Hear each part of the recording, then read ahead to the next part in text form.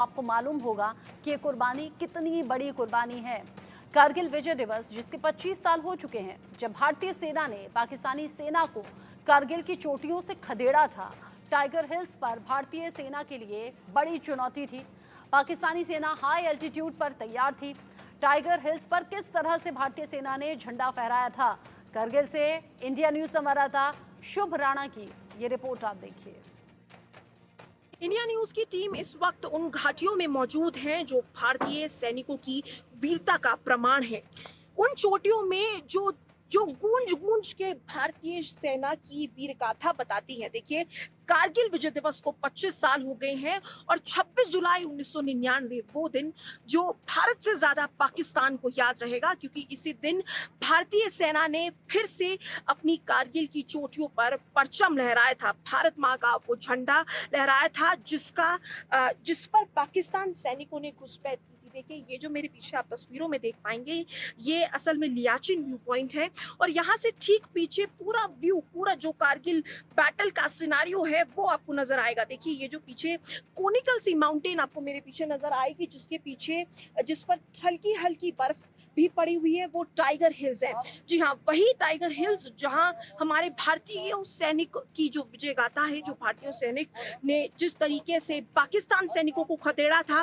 और देखिए, ये जो टाइगर हिल्स का पॉइंट है, ये भारतीय सेना के लिए बेहद मुश्किल भरा रहा था, क्योंकि देखिए इसकी ठीक चोटी के ऊपर आप देखेंगे इसकी हाइट बहुत ज्यादा थी और इसके ठीक ऊपर पाकिस्तान ने अपना बेस बना लिया था।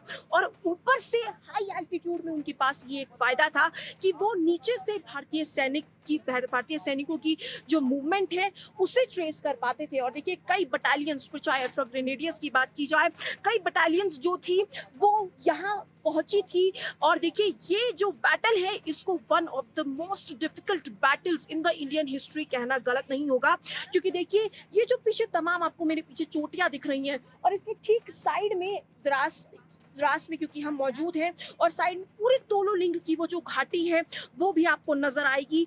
वही तोलो लिंग जहां पाकिस्तान सैनिकों ने करीबन 1000 से ज्यादा संख्या में पाकिस्तान सैनिकों ने घुसपैठ किया था, हमला बोला था। 3 जुलाई को हमें ये पता लगा था, 3 जून को जब हमें पता लगा था कि देखिए यहाँ पाकिस्तान सैनिक घुसपैठ कर चुके हैं, उसके बाद भारतीय सेना का ये जो ऑपरेशन विजय है वो पूरी तरीके से कामयाब हुआ और 2 महीने से ज्यादा ये बैटल चला। 500 से ज्यादा जवानों की जान गई, 500 से ज्यादा जवान शहीद हुए, लेकिन आखिरकार ये जो पूरा ये जो वैली है, पूरा ये जो घाटी है, ये फिर से भारत माँ के झंडे से गूंज उठी। और पूरी की पूरी देखिए, ये जो स्ट्रैटेजिक लोकेशन है, ये NH-1 का जो हाईवे है जो कश्मीर को लद्दाख से कनेक्ट करता है, श्रीनगर को कनेक्ट करता है, उस पर पाकिस्तान सेना की नजर थी, क्योंकि वो चाहता था कि इस रास्ते को डिस्कनेक्ट किया जाए और ये बहुत स्ट्रैटेजिक लोकेशन थी। और देखिए, ये जो पूरी की पूरी घाटी है, आप अनुमान लगाइए कि इनकी चोटी पर पाकिस्तान सैनिक जो थे वो बैठे हुए थे और जो भारतीय सैनिक थे वो नीचे से ऊपर जा रहे थे। तो ऐसे में लिहाजा कैजुअलिटीज बहुत ज्यादा हुई, लेकिन इस कारगिल वॉर से हमने एक सीख भी ली, क्योंकि उसके बाद हमारी रणनीति में भी काफी बदलाव आया। फिर चाहे LOC या LAC की बात की जाए, दोनों तरफ से हमारी ये जो रणनीति थी वो बदली, क्योंकि देखिए पाकिस्तान की हमेशा से यही फितरत रही है कि सामने से उस वक्त जो हमारे प्रधानमंत्री थे अटल बिहारी वाजपेयी, एक तरफ वो हाथ मिला रहे थे और पीछे से पाकिस्तान सेना जो है वो धोखा देने का काम कर रही थी। भारतीय सैनिकों की वीरता के 25 साल पूरे हो रहे हैं और इसीलिए खास रिपोर्ट ग्राउंड जीरो से आप तक पहुंचानी जरूरी भी है। अब आगे बढ़ते हुए आपको कारगिल के युद्ध की कहानी ब्रिगेडियर कुशाल ठाकुर की जुबानी सुनाएंगे। ब्रिगेडियर कुशाल ठाकुर बताते हैं कि भारतीय सेना पाकिस्तान और चीन के दांत खट्टे करने के लिए कैसे काबिल है। ब्रिगेडियर ने यह भी बताया कि हमारी सेना का मॉडर्नाइजेशन भी पिछले 25 सालों में हुआ है। इन 25 सालों में ड्रोन्स, हाईटेक आर्टिलरी और वेपन्स भी भारतीय सेना में शामिल हुए हैं। शुभ राणा की ये ग्राउंड रिपोर्ट देखिए। कारगिल विजय दिवस के 25 साल हो गए हैं और हमारे साथ बातचीत करने के लिए ब्रिगेडियर कुशाल ठाकुर जी मौजूद हैं, वो नाम जिनसे पाकिस्तान सेना भी डरती है। सर, ये बताइए, आज तो खुद आप ग्राउंड जीरो पर मौजूद हैं, आप कमांडिंग ऑफिसर रहे थे। सर, आज आपकी कहानी, आपकी जुबानी और सर आपकी लोकेशन जरा दर्शकों को समझाइए सर इन पहाड़ियों के बारे में। नहीं 25 साल हो गए हैं। सबसे पहले तो उन वीर योद्धाओं को याद करते हैं और आज अच्छा लग रहा है कि पूरा देश 25 साल जो रजत जयंती है मना रहे हैं और यहाँ पर कल प्रधानमंत्री जी भी आ रहे हैं। लेकिन जहाँ तक जो यादें हैं वो तो हमेशा मन में भी रहेंगी और आज फिर उभर कर दोबारा वापस लौटी हैं। और आपने बात की वो चोटियां, आप देखिए सबसे मशहूर चोटी जो टाइगर हिल सबसे ऊंची चोटी है, 17,000 फीट के आसपास है। और मुझे गर्व है कि 18 ग्रेनेडियर्स को इस पे विजय हासिल करने का मौका मिला। अगर आप अपने दाईं तरफ देखें जो सबसे ऊंची चोटी दिख रही है 0.5140 और उसके बाद जो फ्लैट एरिया है ये हब का है और उसके साथ दो नुकीली जो आपको दिख रही है ये तोलोलिंग है। अच्छा। और ये स्पर है। तो सबसे पहली जो लड़ाई थी वो तोलोलिंग की थी और उस समय ये भी नहीं मालूम था कि दुश्मन कितना है और यही बताया गया था कि 5 से 6 है।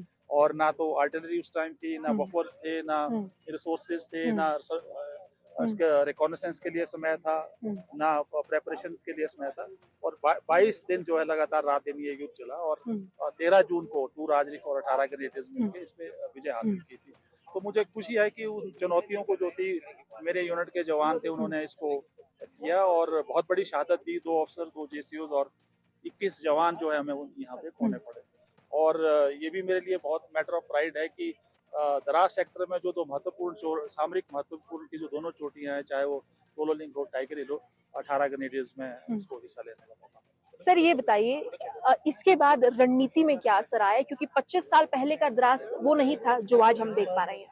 नहीं, स्ट्रेटेजिक तो ये तो इवॉल्व होता रहता है, जो रणनीति है बदलती रहती है। उस समय उस तरह के सर्वेलेंस के जो थे वेपनरी नहीं थी और उस तरह का इक्विपमेंट नहीं था। आज बहुत बेहतर है हर एक चीज में। आप देखिए ड्रोन आ गए, आर्टिफिशियल इंटेलिजेंस आ गई, इलेक्ट्रॉनिक जो वॉरफेयर है उसमें बहुत हो गई, स्पेस वॉरफेयर की हम आज बात करते हैं, साइबर वॉरफेयर की बात करते हैं। तो आज वातावरण बहुत अच्छा है, रणनीति बहुत अच्छी है और मुझे नहीं लगता कि पाकिस्तान अब इस तरह की शरारत दोबारा करेगा। सर ना ही सिर्फ पाकिस्तान बल्कि चाइना को भी सर भारतीय सेना ने काफी बार चुनौती दी है। सर ऐसे में आगे आने वाले जो बैटल्स होंगे उनके लिए सर भारतीय सेना, आप कह रहे हैं कि पूरी मजबूती से तैयार है? बिल्कुल पूरी मजबूती से तैयार है। हर हाल आप देखिए 2 साल से गलवान में 50,000 सैनिक डटे हैं और चाइना की हिम्मत नहीं है वो कुछ कर पाए। तो आज पूरा सक्षम है भारतीय सेना, हर प्रकार से सक्षम है। बहुत बहुत शुक्रिया सर हमसे बातचीत करने के लिए। आप ब्रिगेडियर कुशाल ठाकुर को सुन रहे थे जो अपनी कहानी अपनी जुबानी इंडिया न्यूज पर बता रहे थे। मैं शुभ राणा, कारगिल से, India news.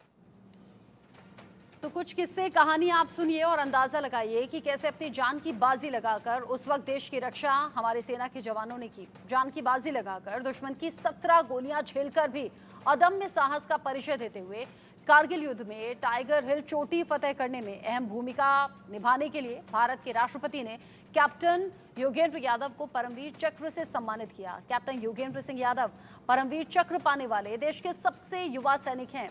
Captain Yogendra Singh Yadav को टाइगर हिल का टाइगर कहा जाता है। देश सेवा के लिए साल 2014 में इन्हें उत्तर प्रदेश सरकार के जरिए प्रदेश के सर्वोच्च पुरस्कार यश भारती से भी सम्मानित किया गया। परम विशिष्ट सेवा मेडल से सम्मानित कैप्टन योगेंद्र सिंह यादव से इंडिया न्यूज संवाददाता शुभ राणा ने उनके अनुभव की जानकारी ली। सुनिए। सर ये बताइए, पाकिस्तान के घुसपैठ ठीक उसके ऊपर अपना जमावड़ा लगा के बैठे थे, आप नीचे से ऊपर तक जा रहे थे, तो साफ तौर से आपको दिक्कत का सामना करना पड़ रहा होगा। सर एक मिनट के लिए भी मन में ये नहीं आया कि जान चली गई तो क्या, जीत नहीं पाए तो क्या? वैसे तो आप सैनिक हैं, ये तो आपका कर्तव्य है। नहीं, हारने का और मरने का, ये तो एक जब वर्दी पहन ली है वो डर खत्म हो जाता है। दूसरी चीज एक ये है कि हम जीत सुनिश्चित है। हिंदुस्तान की फौज ने आज तक उसके पैर कभी लड़खड़ाए नहीं और उसके कदम कभी पीछे की तरफ नहीं बढ़े। तो जब वो कदमों से एक साहसी कदमों से आगे बढ़ेगा, शायद वो वहां पर तिरंगा नहीं फहरा पाया तो उसका साथी जरूर वो फहरा पाएगा।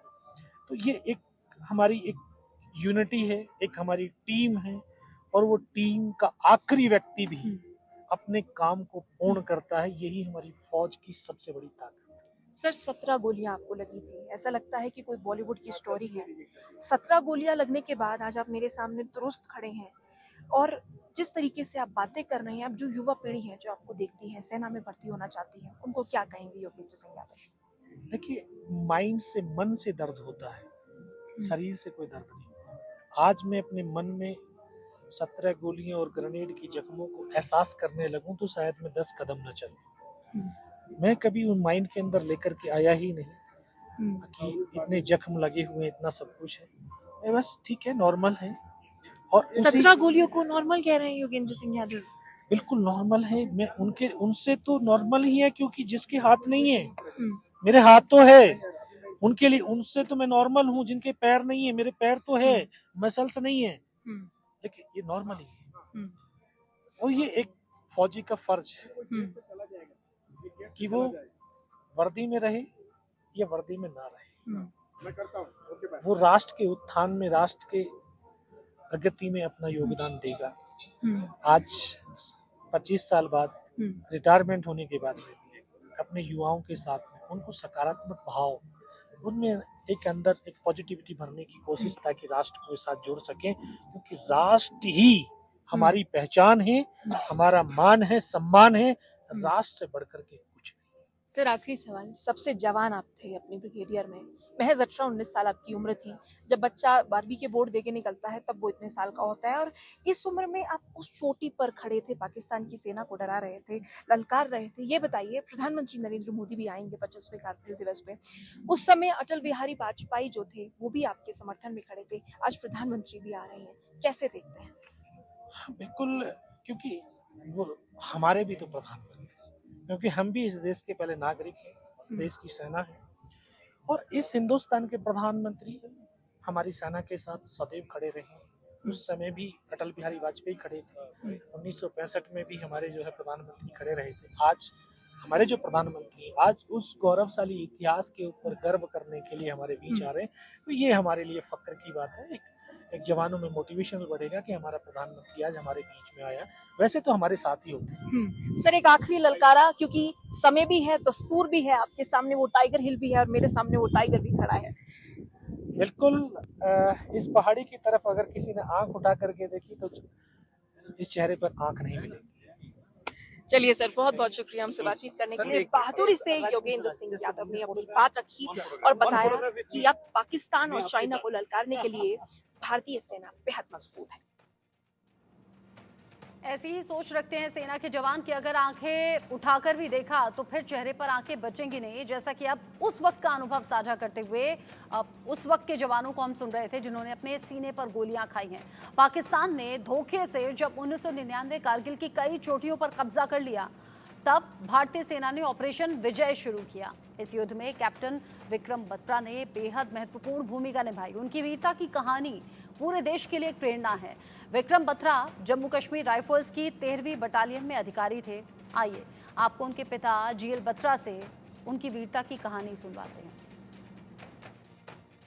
भारत और पाकिस्तान के बीच लड़े गए कारगिल युद्ध के हीरोज को जब भी हम याद करेंगे तो शहीद कैप्टन विक्रम बत्रा का जिक्र जरूर आएगा, और साथ ही याद आएंगे उनके द्वारा कहे गए वो चंद शब्द जिन्होंने पूरे देश में राष्ट्रभक्ति का जोश भर दिया था। उन्होंने कहा था इस युद्ध के दौरान कि दिल मांगे मोर। आज उनको याद करने के लिए हमारे साथ उनके पिता श्री जीएल बत्रा जी हैं। बहुत बहुत स्वागत है सर आपका। शुरुआत उसी कहानी से वीरता की, एग्जैक्टली उस दिन हुआ क्या था सर? देखिए, जब ये लड़ाई शुरू हुई तो इनका जो यूनिट है उसका पोस्टिंग द्रास सेक्टर जो कारगिल का सब सेक्टर है वहाँ पर हुआ था, और हमारी जो चोटी 5140 पाकिस्तानियों ने कैप्चर कर रखी थी, उसको रिकैप्चर करने के इनकी जो विक्रम जी का जो यूनिट था 13 जम्मू कश्मीर राइफल्स, इनकी कंपनी डेल्टा कंपनी थी विक्रम जी की, ये कंपनी कमांडर थे। इनको आदेश हुआ कि 5140 पर चढ़ाई करनी है। तो 17 जून के आसपास की बात है, 99। ये 5140 पर चढ़ाई करते हैं और वहाँ पर उस लड़ाई में, गुत्थम गुत्था लड़ाई में, ये 4 दुश्मन सैनिकों को मार देते हैं। तो जब ये जाने लगे थे तो इनके जो यूनिट कमांडर थे कर्नल जोशी, उन्होंने इन्हें अपना एक सक्सेस सिग्नल चुनने के लिए बोला था।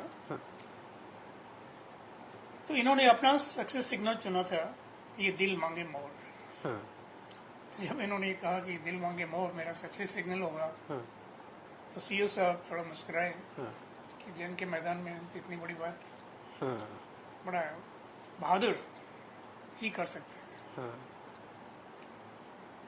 तो वहां पर इन्होंने 4 लोगों को गुत्थम गुत्थम लड़ाई में मारा 5140 पर, उनके बंकर डिस्ट्रॉय किए, कुछ लोग गिरकर मर गए और कुछ भागने में सफल हो गए। अंततः उस पीक को हमने रिकैप्चर कर लिया जी हमारी सेना ने। जी। तब वहां पर ये इन्होंने अपना सक्सेस सिग्नल, जब वो कैप्चर हो गया था, तो इन्होंने अपना सक्सेस सिग्नल बोला था अपने कमांडर सर को कि सर ये दिल मांगे मोर। उनका मतलब था कि अभी मैं और चोटियां जो हैं वो उनसे दुश्मनों से छुड़ाऊंगा और मेरे सैनिक आगे बढ़ेंगे, ये उनका मतलब था। एक किस्सा और था सर इसी लड़ाई के दौरान कि इनके एक साथी संजय जो घायल हुए थे, हाँ ये उनको भी बचाने के लिए एकदम बिना हिचकिचाए आगे बढ़ गए थे। जी हाँ, ये .4875 की बात है। 5140 का मिशन अकम्प्लिश करने के बाद इनकी जो आदेश है, इनको 4875 जो हमारी एक दूसरी बहुत ऊंची चोटी है, अबाउट 17 to 18,000 फीट की हाइट है उसकी, तो वहाँ पर चढ़ाई करने के आदेश इनको होते हैं। वहाँ पर हमारी 2 कंपनी ऑलरेडी थी, लेकिन रीएनफोर्समेंट के लिए एक कंपनी की आवश्यकता और थी, तो इनकी जो डेल्टा कंपनी है उसको इन्होंने वॉलंटियर किया और उस पर चढ़ाई की गई। तो वहाँ आधी रात में जब लड़ाई चल रही थी, तो इनका एक जूनियर अफसर लेफ्टिनेंट नवीन नगप्पा, जो कि दक्षिण भारत से हैं, तो वो फ्रंट में थे। उनके पास में एक ग्रेनेड ब्लास्ट होता है जो दुश्मनों ने फेंका होता है, और उससे उनकी जो लोअर लेग्स हैं, उसकी जो मांसपेशियां हैं वो सब फट जाती हैं और वो आधी रात में दर्द से चीख रहे थे। तो बेपनाह दर्द उनको हो रही थी और वो चीख रहे थे। तो वो चीखों की जो आवाज़ है वो विक्रम उस समय बंकर में थे, जब उनको सुनाई पड़ती है तो वो कहते हैं कि उन्हें वापस लाना होगा। तो उनके जो एक जेसीओ थे सूबेदार रघुनाथ, वो बाहर जाने की चेष्टा करते हैं, तो ये उनको पीछे कर देते कि नहीं मैं जाऊंगा, और वो स्वयं जो है बाहर निकल करके और उनको जो उनके अफसर थे, जूनियर अफसर जो कि घायल हो गए थे, उनको सुरक्षित स्थान पर उन्होंने पहुंचाया और आगे की जो कॉम्बैट थी लड़ाई वो जारी रखी।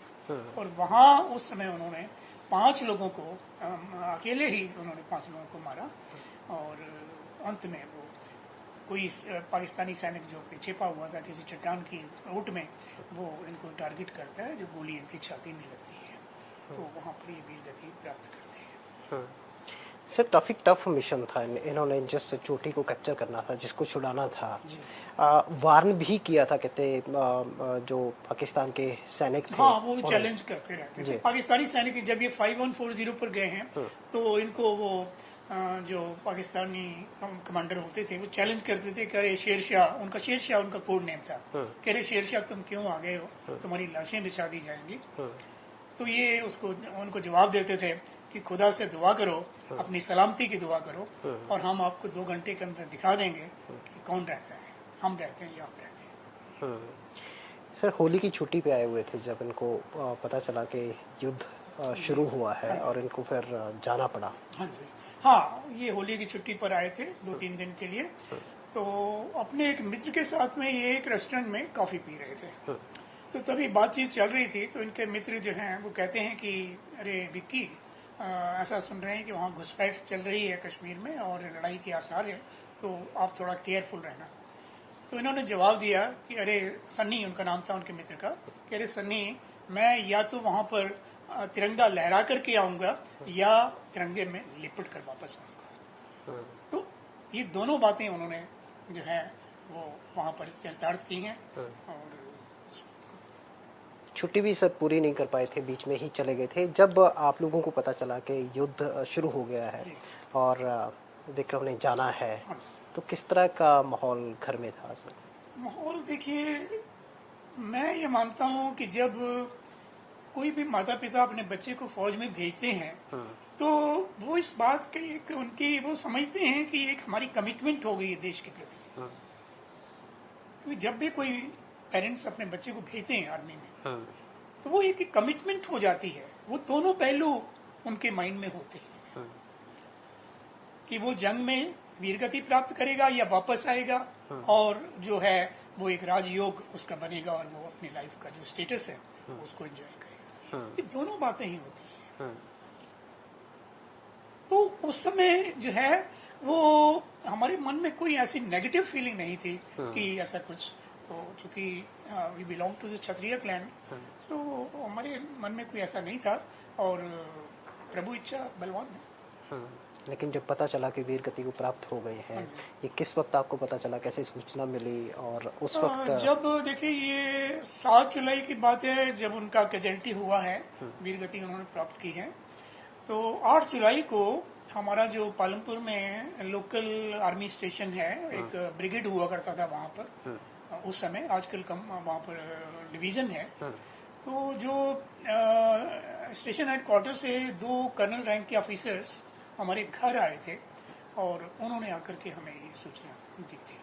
मुझे अलग से बुला करके, क्योंकि लोग भी वहाँ जमा हो गए थे, कुछ परिवार के लोग थे, वाइफ थी मेरी, तो हम मुझे अलग से बुला करके उन्होंने ये सूचित किया कि बत्रा साहब कैप्टन विक्रम बत्रा नहीं रहे। एक दुखद घटना है, बता रहे हैं कि वो नहीं रहे।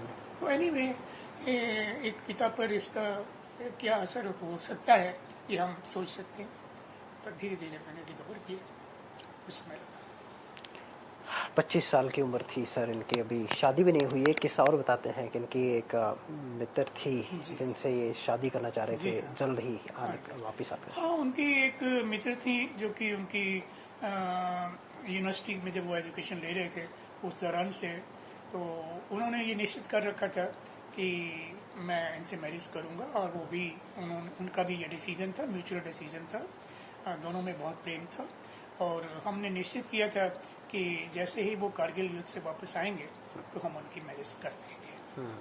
लेकिन होने को कुछ और मंजूर था, ऐसा नहीं हुआ और आज तक उसने शादी भी नहीं की। जी हाँ, आज तक उन्होंने शादी नहीं की है और उनसे अक्सर हमने कहा है कि आप कर लीजिए जब प्रारंभ के दिनों में। तो उनके पेरेंट्स ने भी कहा और तो उनका यही जवाब होता था कि जीवन में एक बार किसी से प्रेम हुआ तो वो उनकी जो यादें हैं वो मेरे मन में हैं और मैं उसी के सहारे से मेरा जीवन आगे।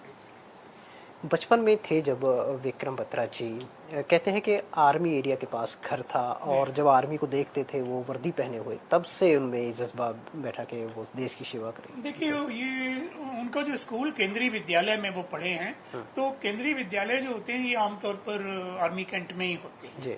तो ये इनके साथ में जो इनके क्लास फेलोज थे, कोई ब्रिगेडियर का बच्चा है, कोई कर्नल का बच्चा है, तो मिलिट्री ऑफिसर्स के जो बच्चे थे वो इनके मित्र थे काफी।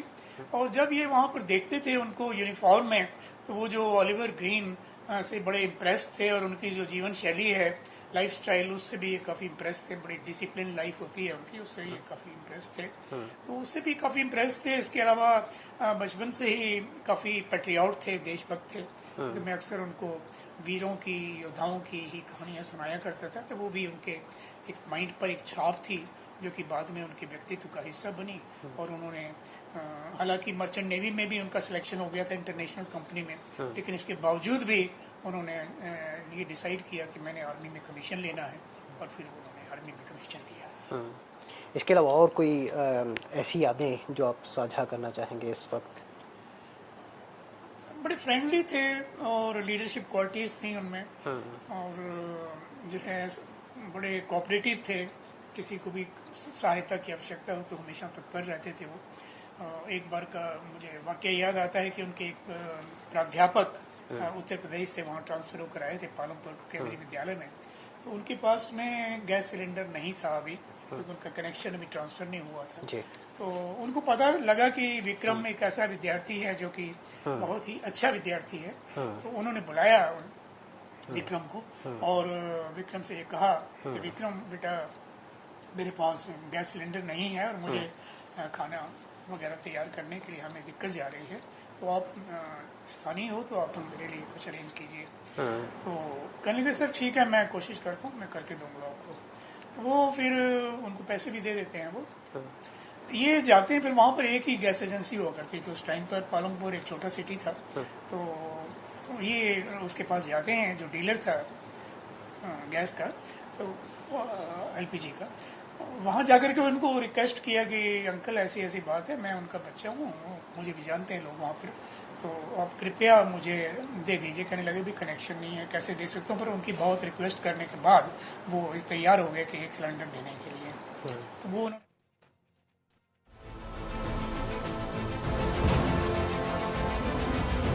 लेकिन हमारे जवान उनसे लड़के खदेड़ करके उनको पकड़ने के लिए मजबूर कर दिया।